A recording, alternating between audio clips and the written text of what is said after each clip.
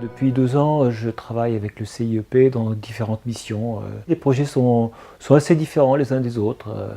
Travailler sur la réforme de la formation initiale des maîtres en Côte d'Ivoire, travailler sur les modèles scolaires en Algérie, et puis collaborer en Tunisie à une refonte plus globale du système éducatif, travailler sur repenser les programmes en forme de curriculum.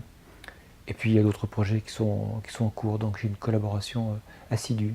Je crois que c'est tout à fait intéressant parce qu'on travaille, non pas de manière solitaire, on travaille en forte collaboration d'abord avec les chefs de projet qui sont ici, et puis aussi moi je fais toutes les missions que j'ai faites, je les ai faites en collaboration, en binôme, donc ce sont des missions partagées, donc il y a beaucoup de discussions, mais là c'est intéressant, c'est même je crois indispensable qu'il y ait cette journée, je dirais même qu'il faudrait qu'il y en ait plus, parce qu'il faut créer un esprit capable de fédérer, de comprendre les problématiques qui sont posées au système éducatif des différents pays, puis de voir effectivement comment l'approche faite par les Français peut répondre à ces questions-là.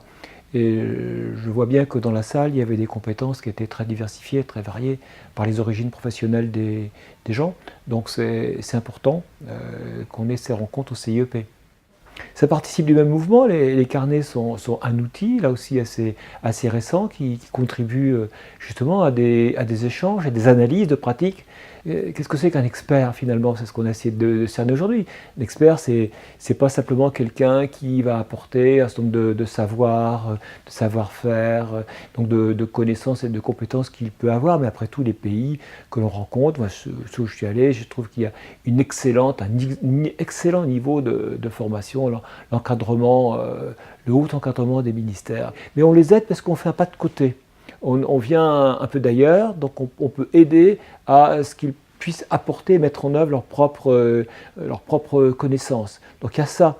Et puis moi je crois qu'il y a des mots qui sont caractéristiques de l'expert, c'est l'écoute, la confiance, la capacité à débrouiller, à élucider des situations qui sont très complexes, et un regard extérieur est tout à fait pertinent.